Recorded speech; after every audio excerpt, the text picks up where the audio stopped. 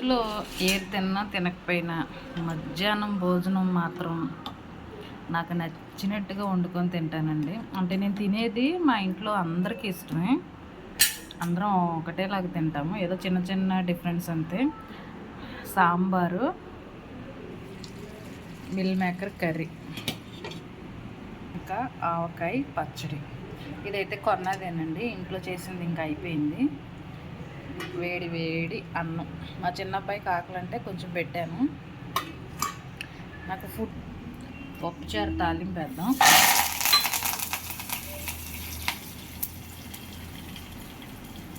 అదేంటోనండి, first నుంచి వేడిగా భోంచేయటమే నాకు చిన్నతనం నుంచి అలవాటు అయిపోయింది. అలాగా చల్లారిన రైస్ గట్ట తినబుద్ది కాదు. ఆకలి అవుతుందా తల్లి?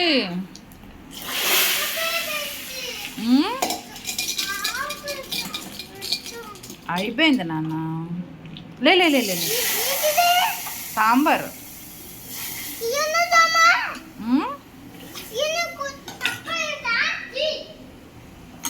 ఉల్లిపాయలు నాన్న, అవి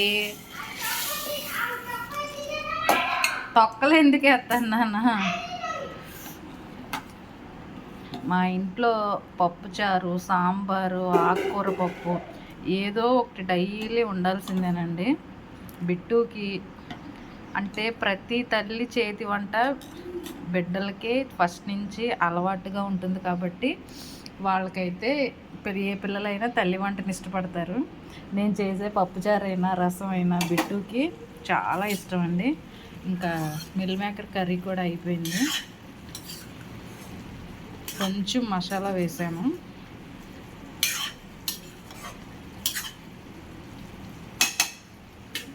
మా పెద్దబాబుకి అయితే మిల్ మేకర్ కర్రీ చాలా ఇష్టం. ఇంకా స్టవ్ ఆపేసి మంచి భోజనం చేయటమేనండి. అమ్మా చిట్టల్లి, ఆమె తిందమ్మా. ఆకలి అవుతుందా? ఎంత ఆకలి అవుతుంది? చాలా పెద్ద ఆకలి అవుతుందా తల్లి? ఓకే. ఫస్ట్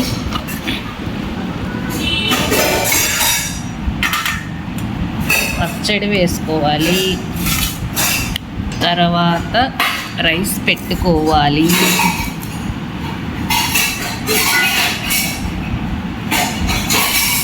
చిన్నగా తల్లి మంచినీళ్ళు. ఎందుకమ్మా, మామూలుగా గ్లాసులతో తీసుకురా తల్లి. తర్వాత మిల్ మేకర్ కర్రీ వేసుకోవాలి. వద్దు, గ్లాసులతో తే అంటే. ఈ రెండు తిన్న తర్వాత సాంబార్.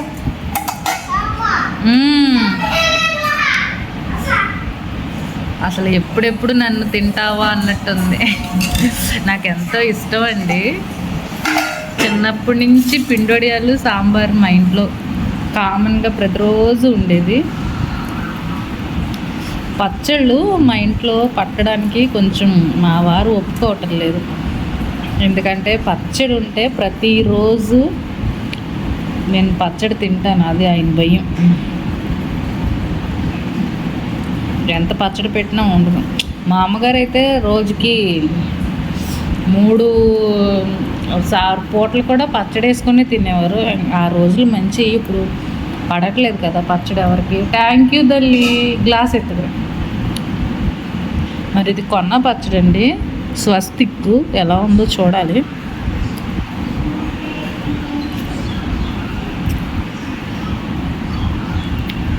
పర్లేదండి.